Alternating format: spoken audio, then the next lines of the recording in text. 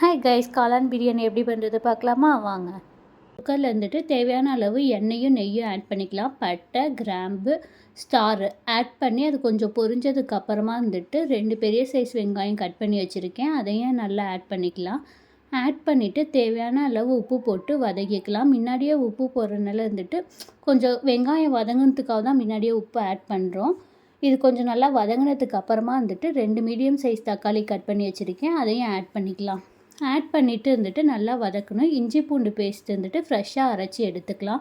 ஒரு 4 ஸ்பூன் அதை ஆட் பண்ணிக்கலாம்.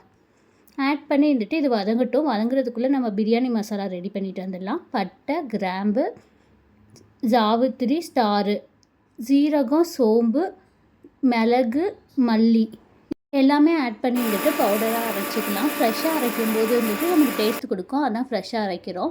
இஞ்சி பூண்டு பேஸ்ட் ஸ்மெல் போனதுக்கப்புறம் நம்ம அரைச்சி வச்ச மசாலா ஆட் பண்ணிக்கலாம். நெக்ஸ்ட் ஒரு ஸ்பூன் மிளகாத்தூள் ஆட் பண்ணி நல்லா வதக்கிக்கலாம். வதங்கினா இது மாதிரி பேஸ்ட் ஆகும். பேஸ்ட் ஆனதுக்கு அப்புறமா வந்துட்டு நம்ம ஒரு கைப்பிடி வந்துட்டு புதினா போட்டுக்கலாம்.